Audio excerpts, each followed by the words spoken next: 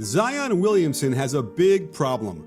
On a near daily basis, we cover someone in the media proclaiming him as the next LeBron, a future GOAT, and at the very least, a superstar. I bet you've never heard someone say, wow, Zion could be the next Julius Randle. The mainstream media has inhaled Zion's 3 million Instagram followers and turned a cold shoulder to any and all doubt that an 18-year-old is the next face of the NBA. Now, we're down for this to happen. We like Zion. But sadly, the chances of him becoming a perennial MVP are far lower than becoming a serviceable NBA player like Julius Randle. Can Zion play the same position in the NBA as he did in college? Is he an unskilled athletic freak or someone that can maximize his unreal explosion against equally talented players by using his basketball IQ? There are some big question marks, and we want answers. The absolute number one reason to tune out the Zion hype is his questionable position and unprecedented size. We haven't seen him play on the perimeter enough.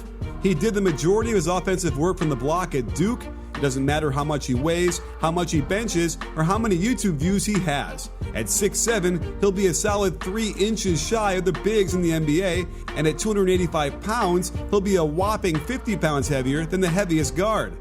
It's a big question mark whether Zion's size will benefit him, but if history is any indication, we might have a problem.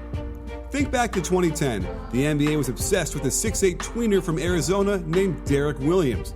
Williams was otherworldly athletic. He locked up the Pac-12 Player of the Year and dropped 32 on number 1 seeded Duke to drag Arizona to the Elite Eight.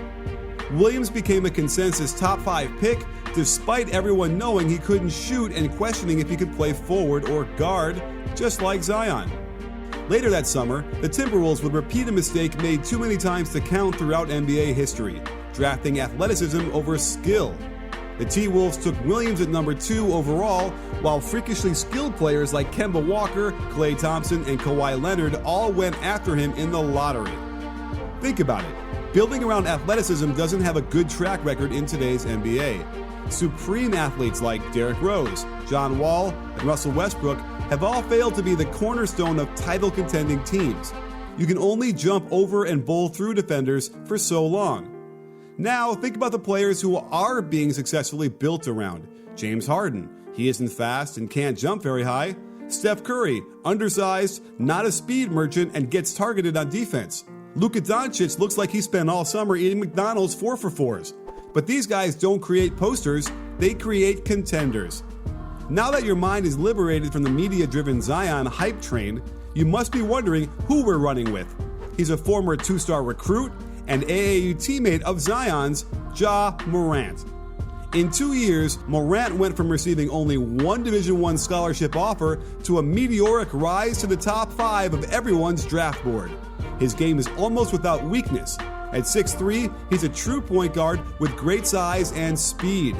Morant passes just as naturally as he scores, and that's saying something considering he averaged 25 points per game in his sophomore season at Murray State.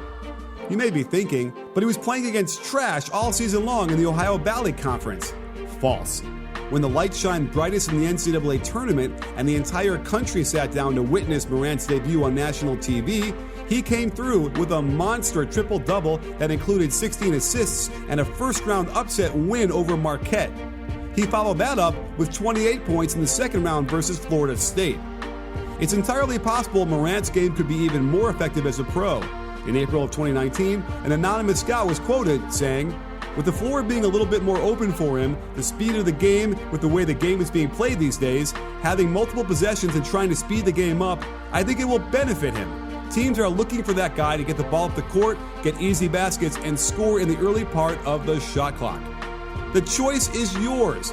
Are you aboard the Zion hype train? Or are you willing to side with history?